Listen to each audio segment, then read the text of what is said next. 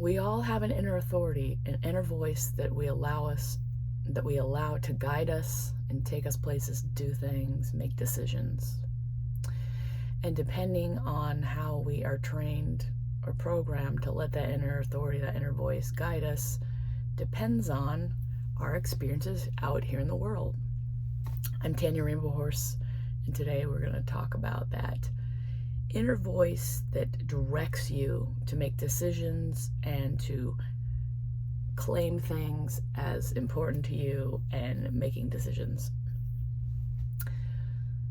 A lot of inner authority is given away to other people. You can see that in the health industry. People completely put their energy completely into a doctor and think that the diagnosis and what they say about medical situation is the authoritative, the actual situation. They give their power away to that authority. They believe it as ultimate.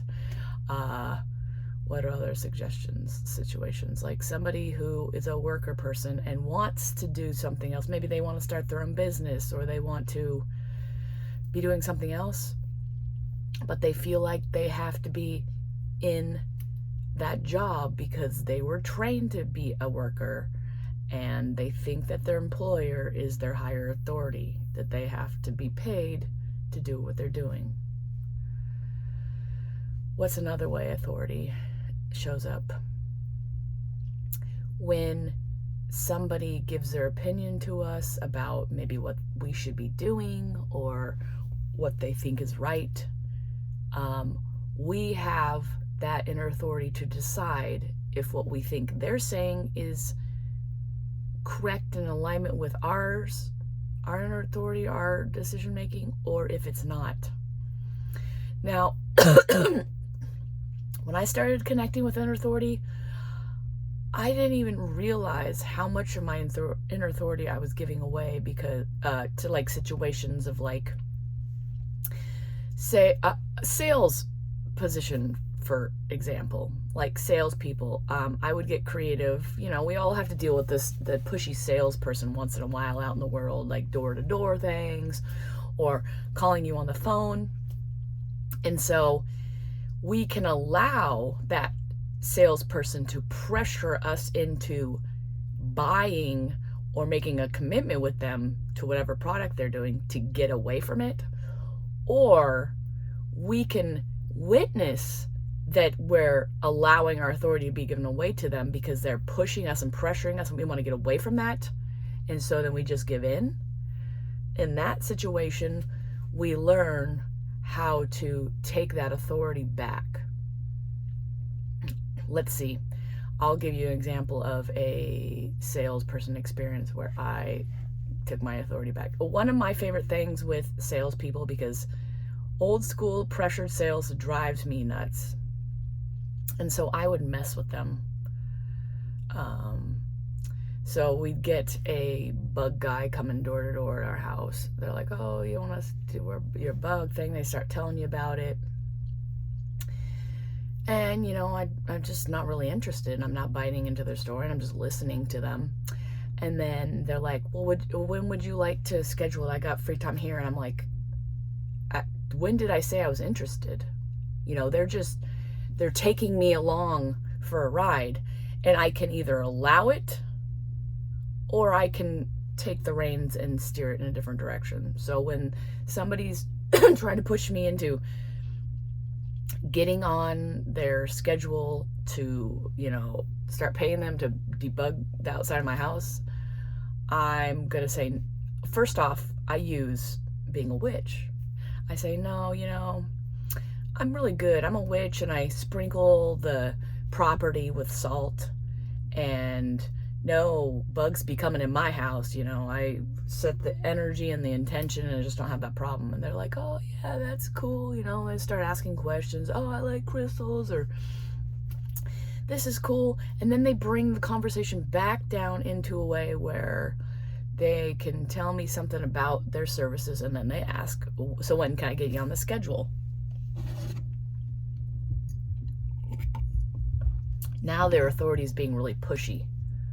And we've learned to let that pushiness just overtake us, you know, and give it away. You know, it's like that pressure just keeps pushing at us till we're like, fine, just leave me alone.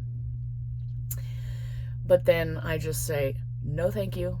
I'm not interested. I'm not giving you my number. I'm not going to do it. I'm good. I'm good.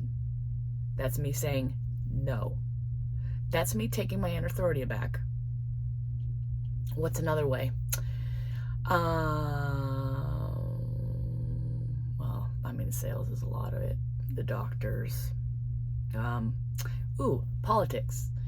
I noticed when the election was coming around, I'm not going to get too political here. I'm just using an example. I don't like getting political. They are really strong about pushing their agenda. And I got a lot of emails.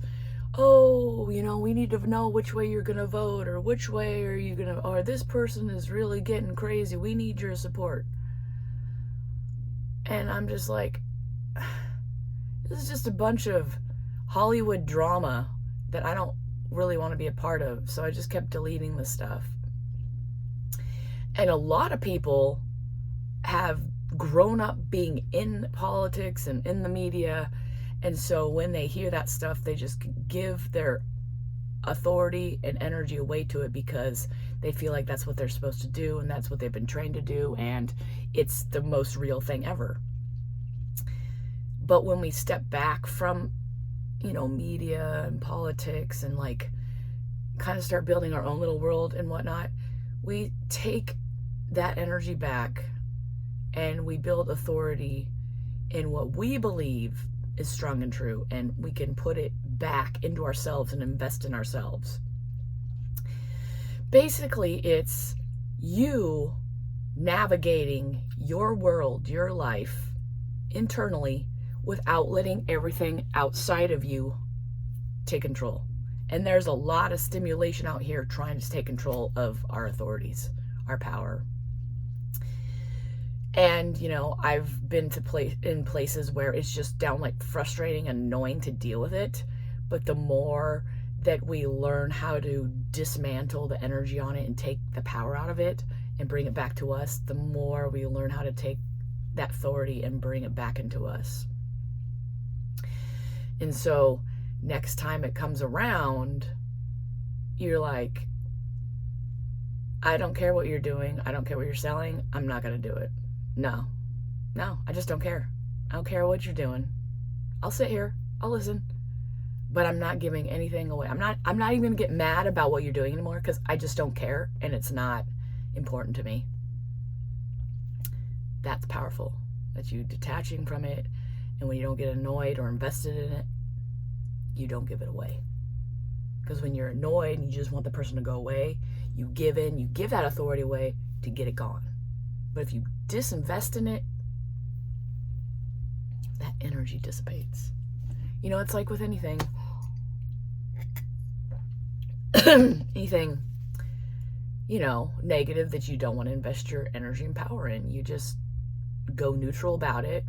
You stop caring about it and you just let it exist, and you don't give any investment to it. And it's freeing, because then you put the power back into the hands of you and Great Spirit. You and Great Spirit is all the co-creation experience you ever need.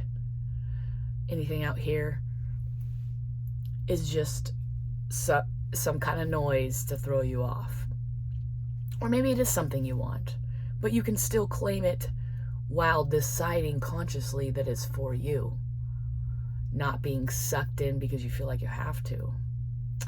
And it's pretty common out there that a lot of people have their opinions and they want you to jump on board with it. But you know what? You can just be like, whatever. That's your opinion. Everybody has one. They're everywhere. I'm not going to invest in them. I'm not going to care about them too much, because I'd rather put my authoritative energy on something that is more worthwhile. Anyways, my voice is kind of weird, but that's just my short and sweet little talk. I don't know if you've experienced authority situations in your life, but I'd love to hear down in the comments what kind of situation has giving your authority away shown up in your life. Maybe you have a scenario that's a little different than what I've shared. I'm open to learning and hearing, so go ahead and put a comment down there if you feel called to. And also, if you're feeling called, like and subscribe to the channel and to my videos. I greatly appreciate it. It helps the message get out to the world. And if not, no big deal. Thank you so much for showing up. I'm Tanya Rainbow Horse, and I appreciate your energy here. Until the next video, love and laughter.